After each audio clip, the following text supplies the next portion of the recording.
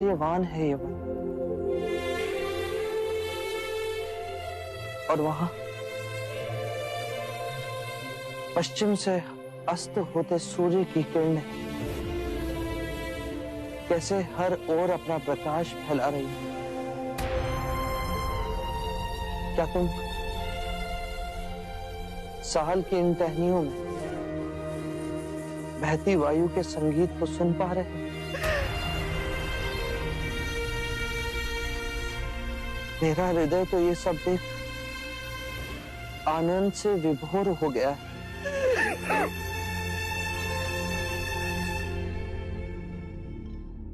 मेरे प्रिय भिक्षु,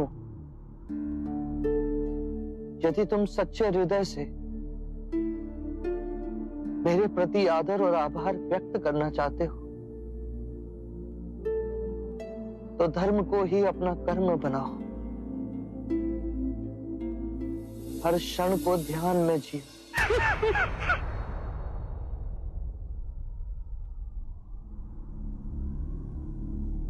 अनिरुद्ध, आनंद कहाँ है? उसे बुला के लाओ।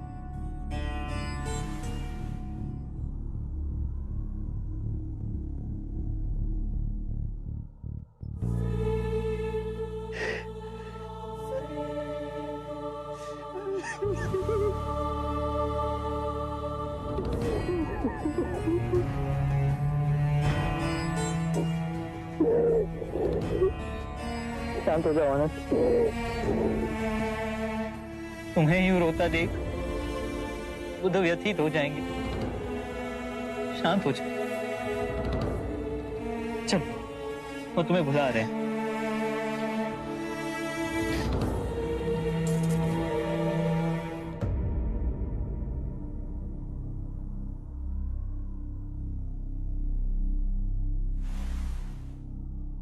इतने व्यथित ना हो आनंद। मैंने कितनी बार तुम्हें चेताया है कि सभी धर्म अनित्य हैं। जन्म में मृत्यु के पदचाप है, मिलन में वियोग की सूचना है, लहर के उठने में गिरने की प्रकृति। यदि मृत्यु ना हो तो जन्म कैसे संभव है आनंद? तुमने अपने हृदय और आत्मा से मेरी बहुत सेवा की है। मैं तुम्हारा अत्यंत आभारी हूं। तुम में अनेक गुण, किंतु तुम इन सभी गुणों से आगे जा सकते हो। थोड़ा सा प्रयास करो तो तुम भी जन्म और मृत्यु के बंधन को काट सकोगे। तुम आत्म मुक्ति प्राप्त कर सकते हो, प्रत्येक दुख से उबर सकते हो। और मैं जानता हूं कि तुम ये सब कर सकते हो, और मुझे तुम्हारी इस चेष्टा से प्रसन्नता मिलेगी।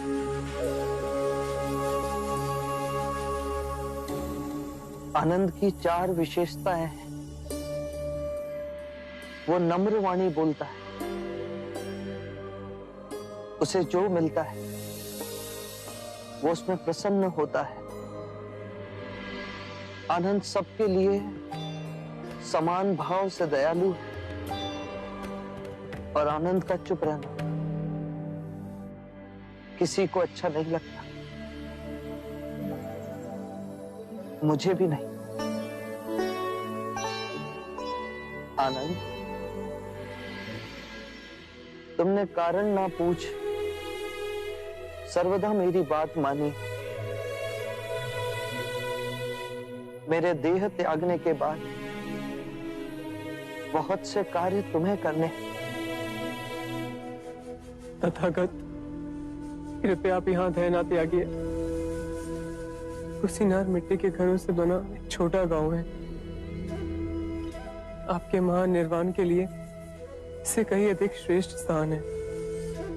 राजगृह है, आपकी प्यारी श्रावस्ती है, कौसंबी है, वाराणसी है। कृपया ऐसे स्थान का चयन कीजिए जहां आपको अधिक से अधिक लोग देखने के लिए आए और आपके अंतिम दर्शन पा सके। आनंद, कुशीनारा तथागत को बहुत रुचिपूर्ण लगा।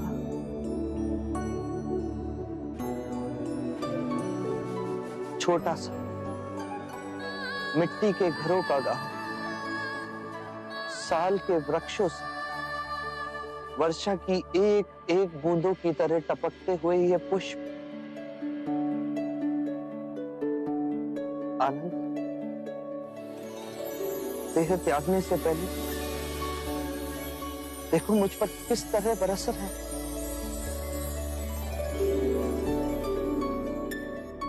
आनंद, मेरा एक कार्य करो, कुशीनारा जाओ और वहां मल्ल नरेश को सूचित करो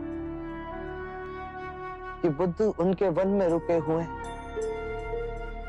और उनसे कहो कि आज रात्रि के तीसरे प्रहर में बुद्ध महापरिनिर्वाण लें।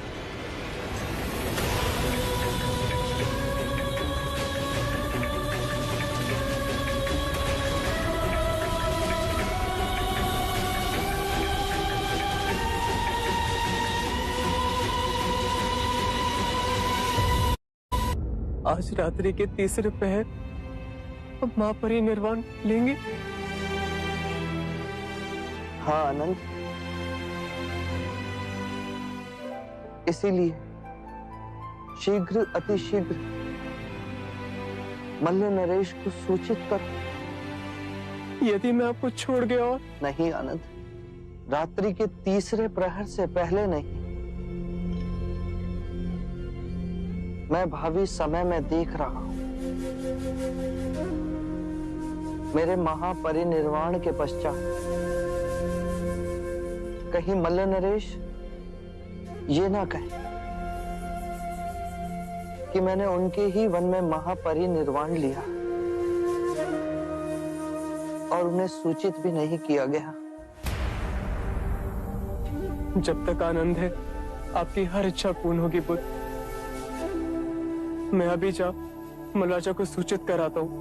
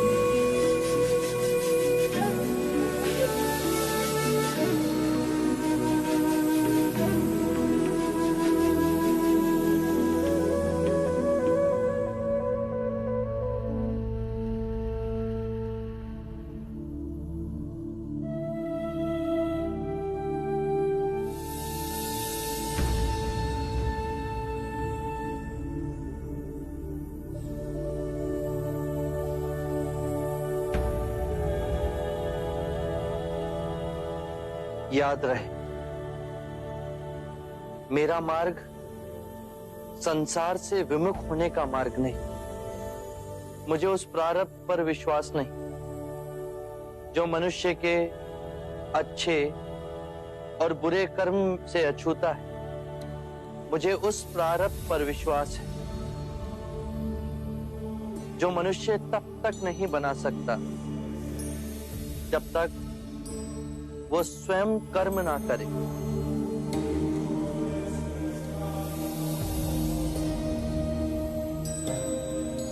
हमने मां समान पृथ्वी को दुखदाई बना दिया।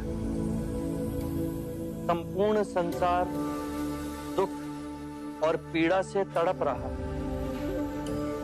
परंतु ये संसार दुख और पीड़ा का संग्रह नहीं। इस संसार में बुद्ध का निवास हो सकता है, किंतु उसके लिए हमें स्वयं बुद्ध को जगाना होगा, और अब उसका उत्तरदायित्व आप सब पर है।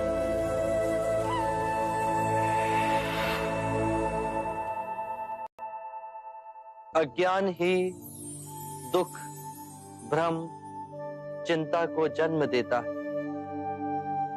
क्रोध, लोभ, अभिमान, स्वाभिमान, ईर्ष्या इसी अज्ञान की संतान है। माया का खेल विपरीत का है, दो रूपों का है, परंतु जीवन और मरण दो नहीं, एक ही है। हमें इस भ्रम को दूर करना है। यदि एक बार यह भ्रम दूर हो गया तो हम अपना संपूर्ण जीवन कारावास में नहीं, स्वतंत्रता में जी सकते हैं। शील, समाधि, प्रज्ञा और आर्य अष्टांग मार्ग से इस भ्रम को दूर किया जा सकता है। एक बार पुनः दोहराता हूं,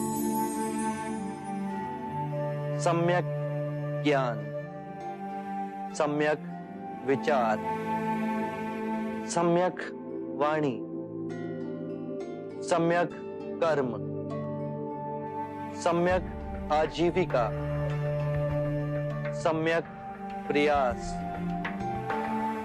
सम्यक चेतना और सम्यक एकाग्रता।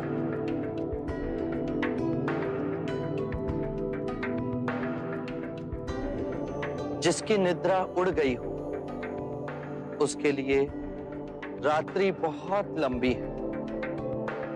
जो थक गया है उसके लिए पड़ाव बहुत दूर है। जिसने अंधे हो अपना जीवन जिया और धर्म का मार्ग नहीं समझा, उसके जीवन में अनंत दुख है।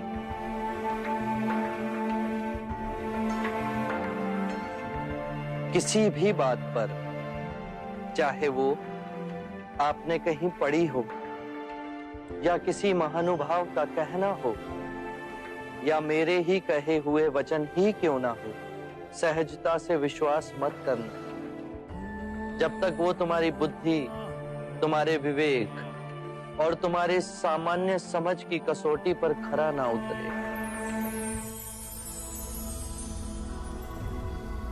बुद्ध, और यदि परम ज्ञान के रास्ते में आपसे भेंट हो गई तो? यदि परम ज्ञान के मार्ग में कोई भी मिले उसे गले ना लगाना। यदि मार्ग में बुद्ध भी मिले तो उनके मुंह में भी मत हंसना। चाहे उस मार्ग पर तुम्हें पिता ही क्यों ना मिले, उनके मोहवश भी मत आना। अपने जीवन को पूर्ण स्वेच्छा से जीना, किसी के बंधन में ना जीना।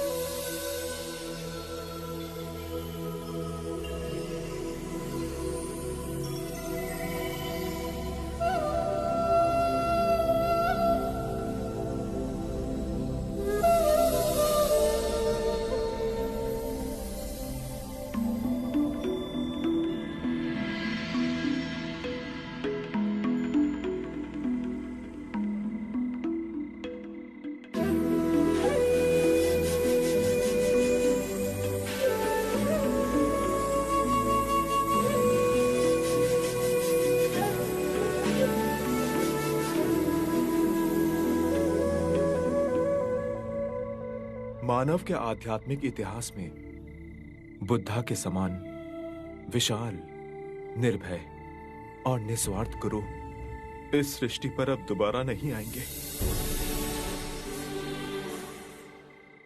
जो करुणामयी हमारे ध्यान में आकर के हमें परम ज्ञान सूत्र समझा गए, जो प्रेमवश हमें अष्टांगिक मार्ग का संदेश सुनाकर चले गए, जो काल का चक्र चीर आने वाली शुभ मानवता को भी धर्म के पथ पर चलने की दिशा दिखा गए।